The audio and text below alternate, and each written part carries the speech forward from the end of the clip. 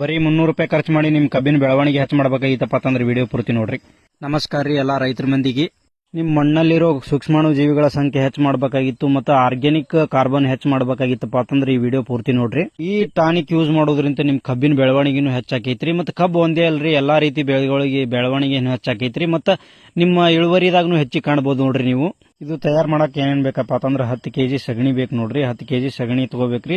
ಈ ರೀತಿ ನೀರೊಳಗೆ ಕಲಿಸಿ 200 ಲೀಟರ್ ಬ್ಯಾರಲ್ ಒಳಗೆ ಹಾಕಬೇಕು ನೋಡ್ರಿ. ಸಗಣಿ ಈ ರೀತಿ ಹಾಕಿದ ನಂತರ 2 ಕೆಜಿ ಕಡ್ಲಿ ಹಿಟ್ಟು ತಗೋಬೇಕು ನೋಡ್ರಿ. ಕಡ್ಲಿ ಹಿಟ್ಟು ಚೆನ್ನಾಗಿ ನೀರ್ನಾಗ ಕಲಸ್ಬೇಕು ನೋಡ್ರಿ. ಕಲಿಸಿ 200 ಲೀಟರ್ ಬ್ಯಾರಲ್ ಏನಿರ್ತೈತಿ ಅಲ್ರಿ ಅದ್ರಾಗೂ ಇದು ಹಾಕ್ಬೇಕು ನೋಡ್ರಿ.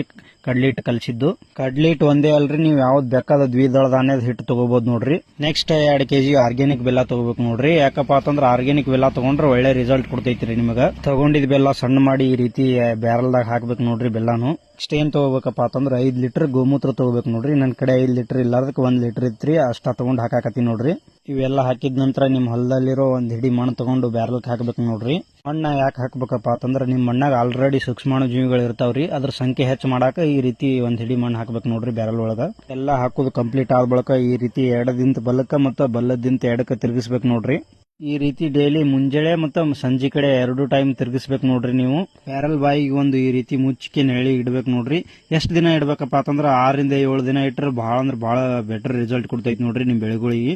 ತಯಾರಿಸಿದ ಟಾನಿಕ್ ಹೆಸರು ಏನಪ್ಪಾ ಅಂತಂದ್ರೆ ಜೀವಾಮೃತ ನೋಡ್ರಿ. 7 ದಿನ ಆದ ಬಳಿಕ ನಿಮ್ ಕಬ್ಬಿನ ಬೆಳೆಗೆ ಡ್ರಿಂಚಿಂಗ್ ಗೆರೆ ಮಾಡ್ರಿ ಅಥವಾ ಹರಿ ನೀರಾಗೆರೆ ಕೊಡ್ರಿ. ತಿಂಗಳಿಗೆ ಒಮ್ಮೆ ಕೊಟ್ರೆ ನಿಮ್ ಕಬ್ಬಿಗೆ ಗೊಬ್ಬರದ ಕೊರತೆನೆ ಬರುದಿಲ್ಲ ನೋಡ್ರಿ.